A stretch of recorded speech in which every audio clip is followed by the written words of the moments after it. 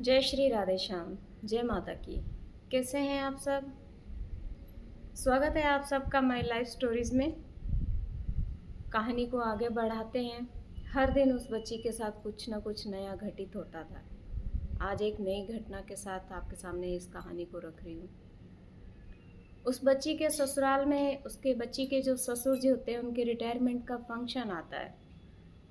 बच्ची के पिता का फ़ोन आता है पूछने के लिए कि इस फंक्शन में क्या कुछ लाना होता है, क्योंकि बच्ची के मायके में कोई भी गवर्नमेंट अधिकारी नहीं होता है।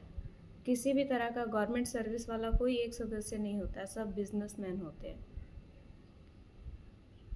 इसलिए बच्ची के फादर बच्ची को फ़ोन करते हैं और पूछते हैं कि अपने मदर इन लॉ से पूछ कर बताओ कि इस फंक्शन में हमें उन लोगों के लिए क्या लाना है। बच्ची के पिता फ़ोन पर ही होते हैं।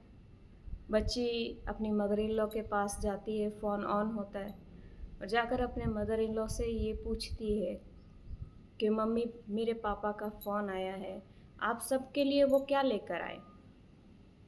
मदर इन लॉ बिना सोचे समझे कि फ़ोन ऑन है, बच्ची के फादर फ़ोन पर हैं और वो उनको मुंह से गलत शब्द बोलने लगती हैं कि हमें उनके घर का कुछ नहीं चाहिए, घटिया खानदान की बच्ची आ गई, ये क्या कम है। तो ऐसे शब्द और भी बहुत आपत्तिजनक शब्द थे। हमारी किस्मत फोड़ दी इन लोगों ने। बेटी को काम नहीं सिखाया, लाड प्यार में बड़ी हुई थी तो एक दासी भेज देते साथ में। वो बच्ची के पिता सब कुछ फ़ोन पर सुन रहे होते हैं। बच्ची इतना सा पूछ कर डर जाती है कि मेरे पापा ने सुन लिया, और वो फ़ोन उठाकर पापा से बात करने ही लगती है। उसके पिता सब कुछ सुन लेते हैं और उसके पिता सिर्फ इतना सा कहते हैं, बेटा मैं बाद में बात करता हूँ। जब ये बातें उसकी सास उस बच्ची को बोलती हैं तो कुदरत समझ लीजिए कि उस बच्ची के हस्बैंड उस दिन घर पर थे। उस बच्ची के हस्बैंड अपनी माँ से कहते हैं कि माँ, उसके पिता का फ़ोन था, उसके पिता फ़ोन पर थे और तुमने ऐसा बोला तो वो क्या सोचेंगे, हमारी बच्ची इस घर में दुखी है। तो उनकी माँ जवाब देती है अपने बेटे को कि इतनी दुखी है तो बाप दासी भेज देता साथ में, क्यों पाल पोस कर बड़ा किया लाड प्यार में। बेटी जाते काम नहीं सिखाता कोई।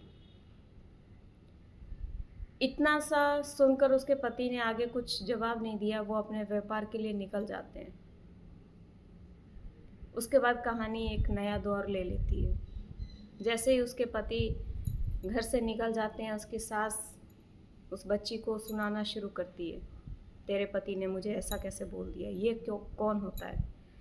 उस बच्ची, एक माँ अपने बेटे के लिए उस बच्ची को बोलती है कि भगवान करे तेरे पति का एक्सीडेंट हो जाए, भगवान करे ये लड़का मेरा मर जाए। ऐसा नहीं है कि इस बच्ची के पति को ही बोला जाता था। उनको जब गुस्सा आता था वो अपने तीनों बेटों को ये शब्द बोलती थी। उनकी बड़ी बहुएं भी ये शब्द जानती हैं, कई बार आपस में वो भी रो पड़ती थी।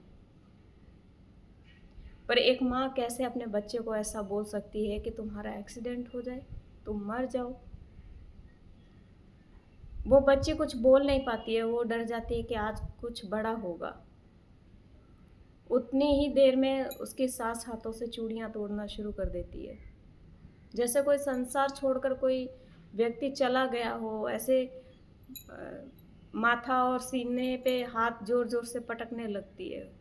उस बच्ची को कुछ भी समझ में नहीं आता, बहुत ज़्यादा डर जाती है, रोने लगती है कि मम्मी मैं माफ़ी मांगती हूँ आपसे, मेरी गलती हो गई, मैं आगे से आपको परेशान नहीं करूँगी, आपके बेटे की तरफ से मैं माफ़ी मांगती हूँ। पर माँ को तो गुस्सा था, उनको परेशान करना था। उनको घर में कोई भी हंसता हुआ व्यक्ति पसंद नहीं था। कभी भी उस घर में अब ऐसा समझ लीजिए कि कोई हंसता नहीं था।